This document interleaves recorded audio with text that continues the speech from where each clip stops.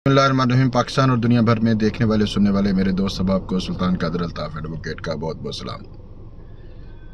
मेरे YouTube channel पे 2 video मेरे बेटे ने शाहजेब ने लगाई हैं, जिसमें एक उसमें टॉपिक उसने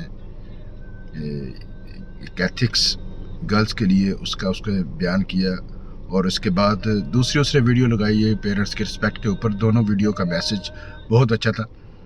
खैर, वो चूँकि एक नई जनरेशन का बच्चा है और नई जनरेशन के उस कंसेप्ट के साथ वो वीडियो प्रेजेंट करता है, तो मुझे तो खैर बहुत पसंद है। यकीनन मेरे व्यूअर्स को भी इसमें पसंद किया होगा। तो उन्होंने मेरे बेटे ने मुझे कहा कि आप, क्योंकि वो लैट का टेस्ट दे रहा है, तो उसने मुझे कहा है कि लॉ के ऊपर आप बनाएं कि ये लॉ की तालीम क्यों हासिल की जाए।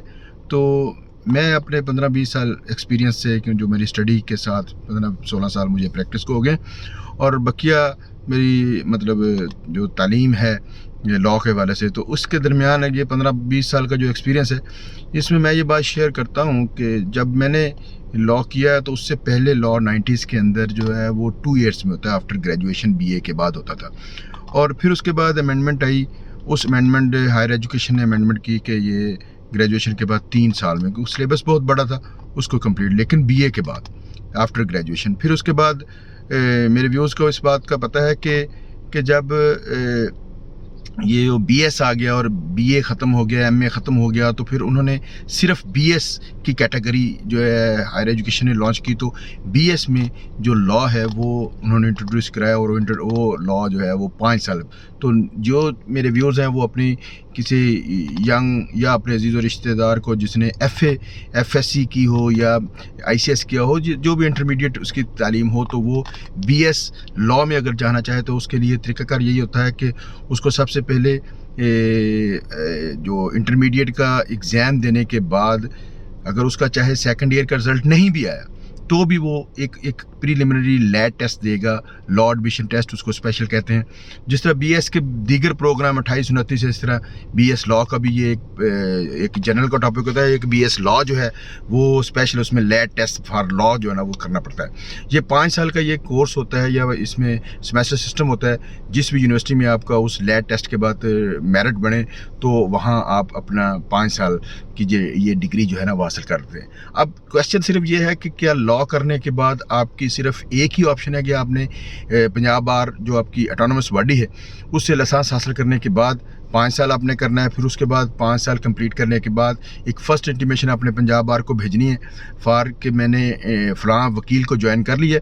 तो फिर उसके बाद उसने लॉ गेट टेस्ट पास करना है। उसके दरमियान जो भी लॉ जो है आपका लॉ गेट टेस्ट है, फाइनल टेस्ट होता है, ये लॉ कम्प्रीहेंसिव टेस्ट होता है, वो भी हायर एजुकेशन के प्लेटफॉर्म है। उसमें भी आपको 45% से अबव नंबर लेने पड़ते हैं, और लैट में भी आपको अबव 14% जो है ना वो नंबर लेने पड़ते हैं, तब पासिंग कैटेगरी में आते हैं। फिर उसके बाद मेरिट लिस्ट का होती है, जिस यूनिवर्सिटी में आप अप्लाई करें उसकी जो मेरिट लिस्ट है उसमें जितनी भी सीट्स रिजर्व होंगी लॉ के लिए। तो अब ये क्वेश्चन, ये स्टडी है, ये तो प्रोसीजर है, सबको पता होगा, लेकिन मैं जो इस हवाले से स्पेशली जो बात करना चाहूँगा वो ये है कि लॉ के बाद क्या आपको सिर्फ एक ही ऑप्शन मिलती है कि आपने प्रैक्टिस करनी है, और एक रेगुलर वकील वो भी बहुत बड़ा प्रोफेशन है, नोबल प्रोफेशन है, और प्रैक्टिस भी आप कर सकते हैं। और पंजाब बार के अगर आप ऑटोनोमस बॉडी में आएंगे तो पंजाब में कहीं भी जाकर आप प्रैक्टिस कर सकते हैं। 2 साल के बाद आपको हाई कोर्ट का लाइसेंस मिल जाता है, हाई कोर्ट में भी आप पूरे पंजाब में कहीं भी पेश हो सकते हैं। फिर उसके बाद 7 साल के बाद आपको सुप्रीम कोर्ट का लाइसेंस मिल जाता है, तो सुप्रीम कोर्ट तक आप किसी भी कोर्ट के अंदर अपनी प्रैक्टिस जो है ना वो कर सकते हैं। अब क्या प्रैक्टिस के अलावा भी लॉ की कोई जो है प्रोविज़न या आपके पास ऑप्शन मौजूद होती है, उस हवाले से मैं स्पेशली जो न्यू कमर्स हैं और नए जो लॉ में जाना चाहते हैं, या जो BS कोई भी प्रोग्राम जब अडॉप्ट करना चाहते हैं, जिस तरह इंजीनियरिंग है या मेडिकल है या कंप्यूटर इंजीनियरिंग है, इसी तरह सॉफ्टवेयर इंजीनियरिंग है या होटल मैनेजमेंट है, किसी भी में आप जाना चाहें BS में, तो लॉ अगर BS आपने करना है तो वो सिर्फ आपने उस लॉ तक ही महदूद नहीं, सिर्फ नहीं रहते, आप उससे आगे भी जा सकते हैं। LLM कर सकते हैं, 12 लाख करने के लिए आप बैरून मुल्क इंग्लैंड जा सकते हैं और 12 लाख कंप्लीट का फिर आपको बैरिस्टर की डिग्री भी दे। पाकिस्तान में भी इंग्लिश लॉ होता है। पाकिस्तान में इंग्लिश लॉ का तरीक़ाकार वो भी मतलब आप इंटरमीडिएट के बाद 3 साल का यहाँ पे कोर्स होता है। पाकिस्तान में अगर आप जो 12 क्लास या जो यूनिवर्सिटीज़ हैं इंग्लिश मीडियम लॉ की जो यहाँ पे एफिलेटेड अदारे हैं वो पाकिस्तान में मौजूद हैं। पंजाब में कहीं भी, लाहौर में मौजूद है, भावलपुर में मौजूद है, मुल्तान में, फैसलाबाद में मौजूद है। मेट्रोपॉलिटन जितने सिटीज़ हैं उनके अंदर वो चीज़ मौजूद होती है कि आप 3 साल में भी लॉ कर सकते हैं मौजूदा BS लॉ, जबकि आपके 5 साल का।